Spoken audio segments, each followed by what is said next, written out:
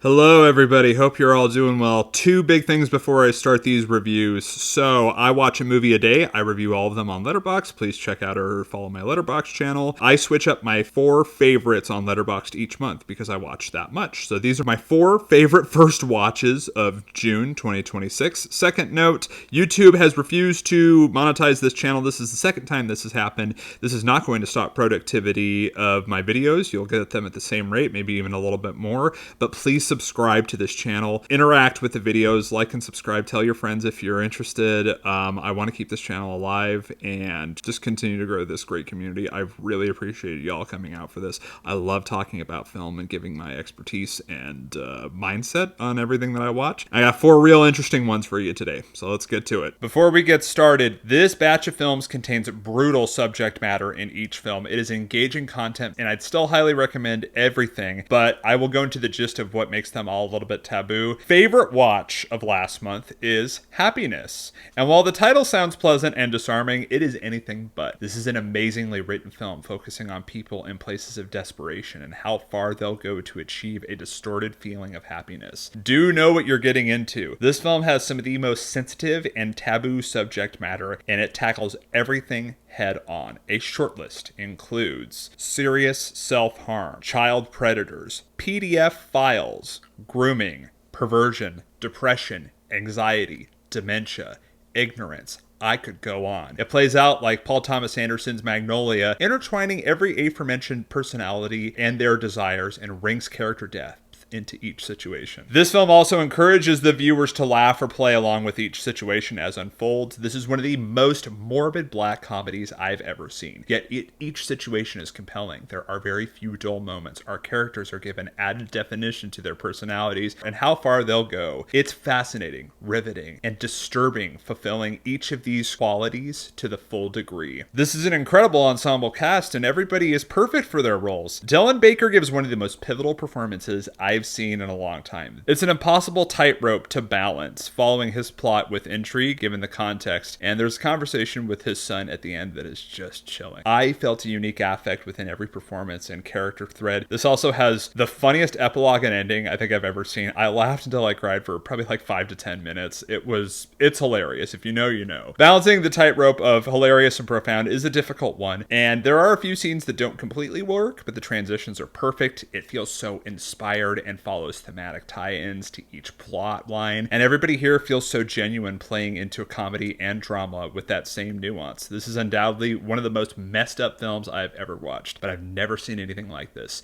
Director Todd Solondz, wow, you are a magnificent bastard. This is teeming with conviction and an artistic approach to each situation, best experienced firsthand rather than described to, and it's something that it can only exist as a film. I gave this a 9 out of 10. It might be a 10. It's kind of difficult to want to rewatch, but if you know, you know. This is an unstreamable film for understandable reasons, but if you're interested, it is available on Blu-ray through the Criterion Collection, and all movies on Criterion are half price through the month of July, usually at Barnes & Noble or on Amazon Prime. Our next film is The Fall. In the 1920s in LA, an injured stuntman befriends a young girl. He begins to tell her a story about 5 mythical people and continues weaving such a story to manipulate the girl and getting him extra medicine around the hospital that the hospital won't provide. Between his fractured mind and the girl's vivid imagination, the lines between reality and performance become blurred as we learn more about both of them. Let's just say this, the road to hell is paved with good intention, and through Tarsem Singh's incredible vision, one made through exceptional filmmaking in all regards. The emotional tether between Roy and Alexandria is such a beautiful chord to the two people deeply connected through storytelling, yet a boundary is distinctly crossed. But their journey comes through telling a story together, and thus this becomes an equally wonderful tribute to filmmaking. Every frame is a goddamn painting here through practical sets and brilliant use of color, costumes, and landscape sets. It all looks immaculate and befitting of the vision before us. It is not only a tribute to stuntman, but just filmmaking in general. Everything in this story is taken from some element of the real life, just personified to a fantastical degree. Even the characters in the hospital are juxtaposed to the fantasy, similar to The Wizard of Oz, and the thematic core here is deeply emotionally dense between a sense of connection and feeling, depression, drug abuse, coping, love, maturing, moving on, and ultimately influence. It's so profound in showing how film and visual storytelling grip us, and also how that influence can be spread to an eager mind. It's an incredible achievement and one of the best films I've seen in a hot minute. I also gave this a 9 out of 10. You can stream this on Mubi. The next film I'm going to talk about, The Act of Killing.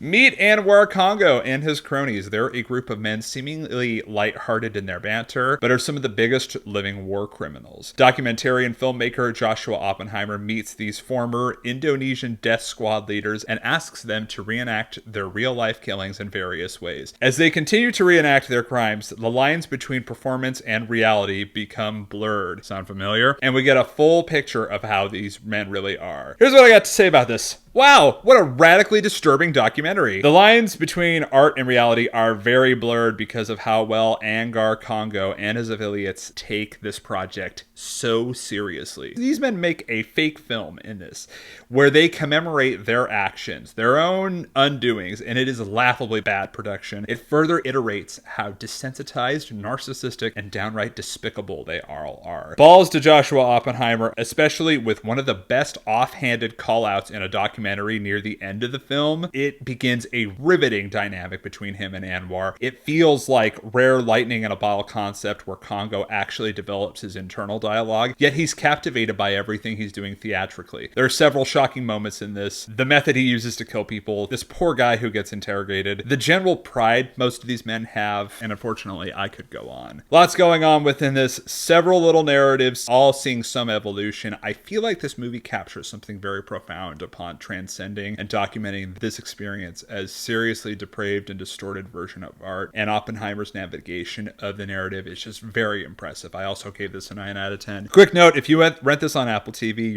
you might think that you're getting the theatrical version, which is an hour and 57 minutes, but you're actually getting the director's cut, which is 2 hours and 46 minutes. My only criticism is that this is a bit long, especially in the middle.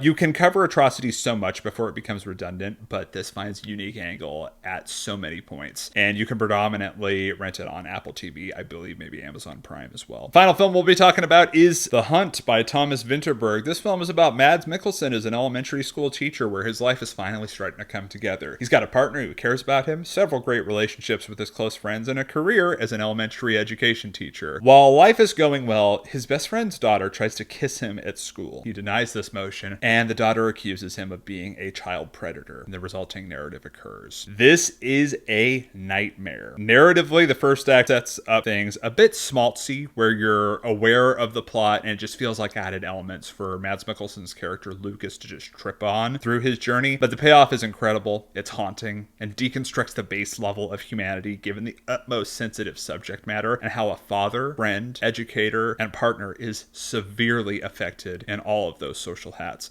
Mads Mikkelsen puts a beautifully nuanced performance and is able to maneuver deep emotional hardships through this. Even when I'm a bit critical of the first act, it shows how drastic the before and after his relationships are, and the cinematography frames the intimacy very tight and close to Lucas, while it's a bit more withdrawn for the rest of the cast. Amazing direction and vision from Vinterberg, and a final act so uncomfortable, challenging, and moving, it really elevates this. This is a strong 8 out of 10 film, and you can stream this on Tubi or rent it on Apple TV or Amazon Prime Video. Hey, thank you so much for tuning in. I will have a few short reviews coming out very soon. Caroline will be tomorrow, or probably later tonight, tomorrow morning, and then I will have an Evil Dead Burn review as well as The Invite rounding out the week. Next week is going to be a little bit different. I am actually traveling out of state next week. I will be going to New York on Monday the 20th. I am going to see The Odyssey 70mm IMAX at AMC's Lincoln Square IMAX. I am so pumped for that. So you won't get the Odyssey review in record time, unfortunately, but you might get a little something special when I do go see it.